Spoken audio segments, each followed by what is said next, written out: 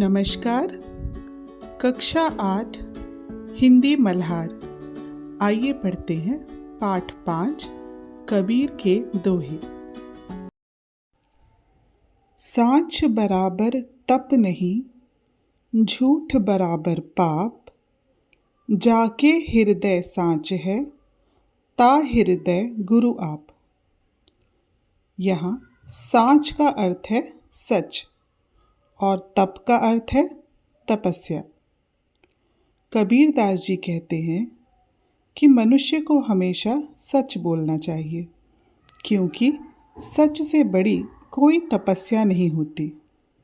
और झूठ बराबर पाप का अर्थ है कि झूठ बोलने से बड़ा कोई पाप कर्म नहीं होता। पाप कर्म अर्थात बुरा कर्म। जाके हृदय सांच है। जाके मतलब जिसके, हृदय हृदय मन या आत्मा, जिसके हृदय में या जिसके मन में सच है, ता हृदय गुरु आप, उसके हृदय में स्वयं गुरु ही निवास करते हैं। अर्थात सच बोलने वाला व्यक्ति अपने आप में ही गुरु होता है। गुरु का अर्थ यहाँ ज्ञानी और श्रेष्ठ व्यक्ति है। बड़ा हुआ तो क्या हुआ, जैसे पेड़ खजूर, पंछी को छाया नहीं, फल लागे अति दूर। कबीर दास जी कहते हैं कि केवल बड़ा होने से ही कोई महान नहीं बन जाता। इस बात को समझाने के लिए वो यहाँ खजूर के पेड़ का उदाहरण दे रहे हैं।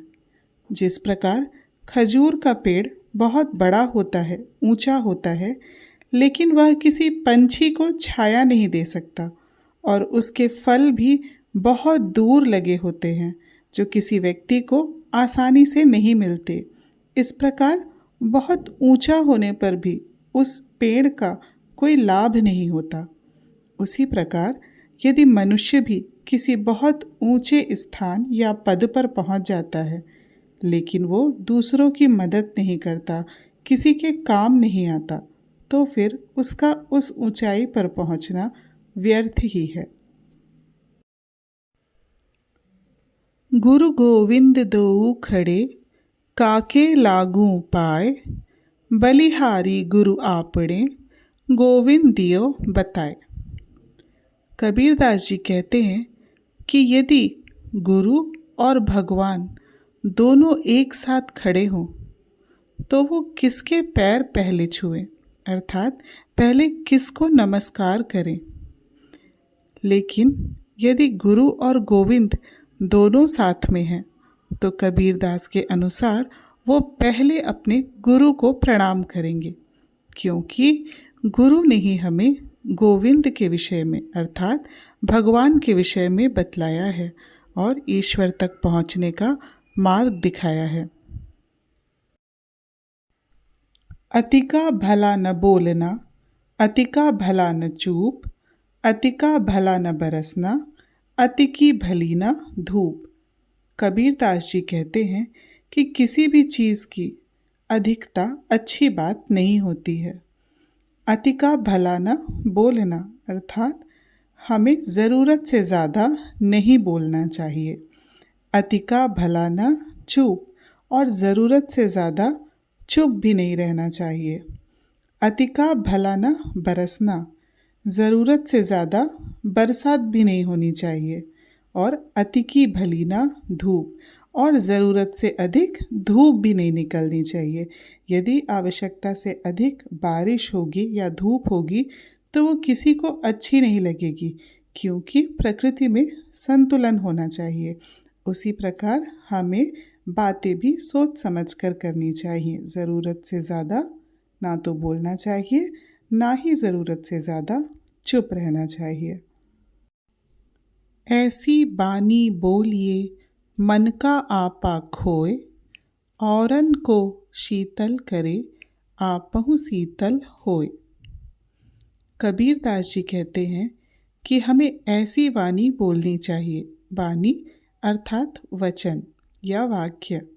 मन का आपा खोए, मन का अर्थ हृदय या आत्मा, आपा का अर्थ यहाँ पर अहंकार है।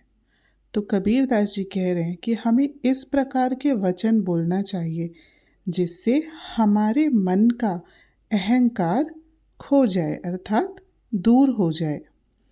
औरन को शीतल करे। और जब हम बात करें, जब हम ऐसे वचन बोले तो वो औरन को अर्थात दूसरों को शीतलता प्रदान करे, मतलब सुनने वाले को अच्छा लगे। आपहु शीतल होए। आपहु मतलब अपने आप को भी, जो व्यक्ति बोल रहा है उसे भी शीतलता मिले, अर्थात उसका मन भी प्रसन्न हो। कबीरदास जी कहना चाहते हैं कि जब हम बात करें तो इस प्रकार बात करें कि सुनने वाले को भी अच्छा लगे और बोलने वाले को भी अच्छा लगे। तो इसलिए हमें हमेशा मीठी वाणी में बात करनी चाहिए। निंदक नियरे राखिए, आंगन कुटी छवाए, बिन पानी साबुन बिना, निर्मल करे सुभाए। निंदक अर्थात वो व्यक्ति जो हमारी निंदा या आलोचना करते हैं। नियरे अर्थात पास। कबीरदास जी कहते हैं कि जो व्यक्ति हमारी निंदा या आलोचना करते हैं, हमें उन्हें अपने पास रखना चाहिए। कितना पास रखना चाहिए? आंगन कुटी छवाए। अपने आंगन में ही एक झोपड़ी बना देनी चाहिए और उन्हें अपने पास रखना चाहिए।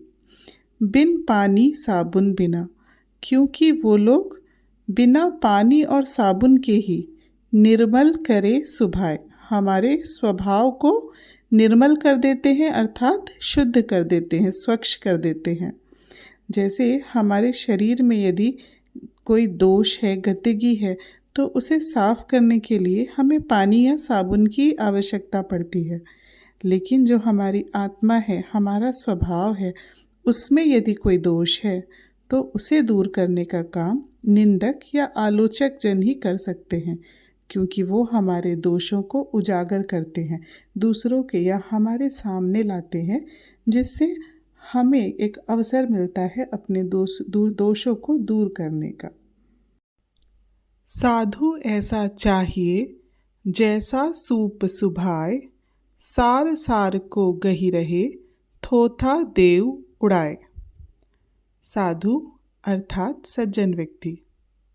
कबीरदास जी कहते हैं कि साधु का स्वभाव एक सूप के जैसे होना चाहिए।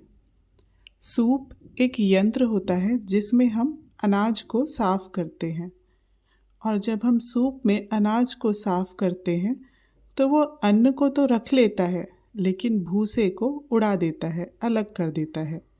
तो कबीरदास के अनुसार एक साधु का, सज्जन व्यक्ति का स्वभाव भी ऐसा ही होना चाहिए। सार सार को गही रहे। सार अर्थात जो आवश्यक बात है, मूल्यवान बात है, वो गही रहे, उसको ग्रहण करे, और थोथा जो बेकार बात है, जिसकी कोई उपयोग नहीं है, उसे देव उड़ाए, उसे उड़ा दे, अर्थात उसे छोड़ दे। तो सूप के समान जो आवश्यक वस्तु है उसका तो ग्रहण करे, लेकिन जो बेकार बातें हैं उसे छोड़ दे। कबीरा मन पंछी भया, भावे तहाँ उड़ाए, जो जैसी संगति करे, सो तैसा फल पाए। कबीरदास जी कहते हैं कि मन पंछी की तरह है, भावे तहाँ उड़ाए। भावे अर्थात जो अच्छा लगता है, जहाँ अच्छा लगता है वो वहाँ उड़ जाता है। मन पर हमारा उतना वश नहीं रहता है। मन जहाँ अच्छा लगता है वहाँ एक पंछी की तरह उड़कर चला जाता है।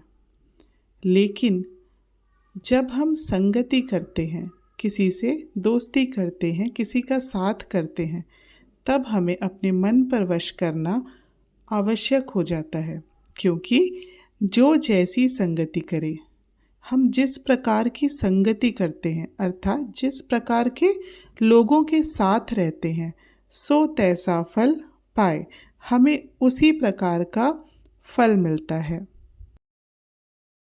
धन्यवाद।